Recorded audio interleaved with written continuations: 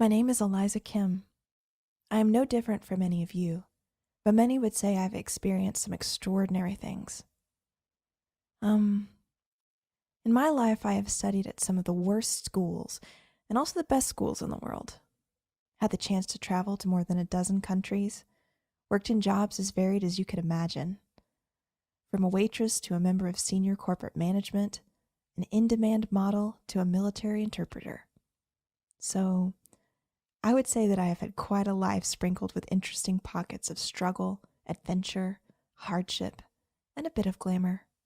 In fact, I was on the cover of at least 2 magazines and the main feature in another 3 or 4. But this year is very different. For the past months, I purposely stayed away from the media and from industry functions, kept to myself in order to find myself.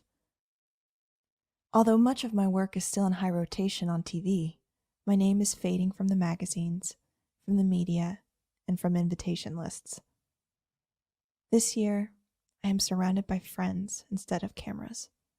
This year, my heart has more peace than it has ever had. Why? I have found grounding, truth, sincerity, and tranquility in religion. In many ways, the events of my life are a blur. And it is a blur in my memory for good reason, to keep away pain, sadness, and a bad cycle of self-destruction. The experiences I had to endure year after year, and when I thought I was about to recover, I made some bad life decisions that derailed my life for several more years. I often pretended to be happy and confident to maintain status quo so no one would ask me anything, and I would not have to think about what haunted me. All of this is, of course, a formula for emotional disaster. But there was one thing, the one thing that I could always turn to for grounding, to calm myself and to refocus so that I could at least function at work and in life. Religion. I always had God. The beginning of last year began rather bright for me. I felt a newfound freedom because I was finally making progress in resolving some personal and family issues, and was looking forward to starting over on many levels. My career in media was going well, with both local and international assignments, so I felt like I wanted to experience new things and try out a different lifestyle. I was living a rather private, quiet, and humble existence doing my work and spending time at home till then. But because of a lifted burden, I tried being more outgoing, more social, found some hipster friends, started making rounds at the many events and parties around town, and even dabbled a bit in artistic photography where I showed more skin than I had ever before. I felt free and alive, but somehow still empty. Perhaps because the life I was trying to live was so foreign to me and very much not for me, I regretted. As the emptiness grew, the parties became dull. I got stuck with a sexy image, and the hipster friends did not bring out the best in me, to say the least. I began to hate who I was becoming in those short months, and I was back to feeling lost, hopeless, and confused about the world. I wanted my usual, quiet, boring but wholesome private life back. So, I cut myself off completely and returned to the one thing that has always grounded and refocused me. After stopping everything, I promptly turned towards God in hopes of finding the true peace I craved for. And so my journey began.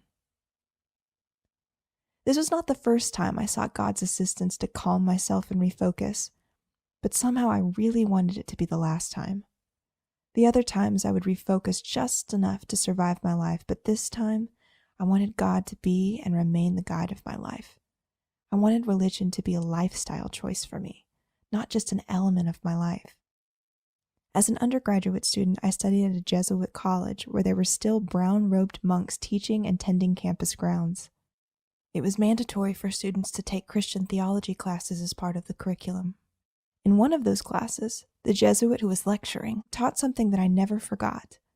The Bible was put together by a pope. Later on, I found out that the chapters of the Bible were also chosen or rejected, and there were many conflicting versions. If the Bible was put together by a man or a group of men and different versions conflicted, then what about the religion itself? I had to know. I wanted to know because I wanted to be a good Christian who follows God's commands, not what was chosen by a man or a group of men sometime in the past. At this point, I want to give my utmost respect to my dear Christian friends and family members who may be reading and let you know that I know how beautiful some of the Christian teachings are. I am very proud of the Christian upbringing I received. I am grateful for the values and ideologies Christianity has instilled in me. And I still love the teachings and life of Jesus till this day. However, the more I looked into history, the more I understood that Christianity and the theories and belief we now hold were put together by a group of men. The more I learned about how much struggle there was to get some concepts like the Trinity approved and accepted, shows me that it was just simply that, a concept. And in fact, it has been proven to be a theoretical creation and has now been taken out of most reprints of the modern Bible. The more I found out about Paul, or Saul, the supposed author of the New Testament, the more compelled I felt to keep researching and searching for the truth. After some time, I concluded that what I needed to do was take a look at the religion that was practiced by Jesus, David, Abraham, Moses, Noah, and so on. I was completely absorbed with the teachings of Islam from the start. Islam simply means to submit to the one and only God. And a Muslim is someone who submits to the one and only God. When I learned that, I thought, well, that means every person from the 3 Abrahamic religions is a Muslim and is practicing Islam then. Well, in a way, yes, but not quite, because in Islam, there is not only an emphasis on the oneness of God, but also that since there is only one God, there must also logically be only one correct way to worship God as well. Uh-oh, this is starting to look like what I've been looking for. As I kept reading, I found myself easily understanding the stories of the prophets of Islam because they were the same prophets that I grew up learning about in the Christian Bible.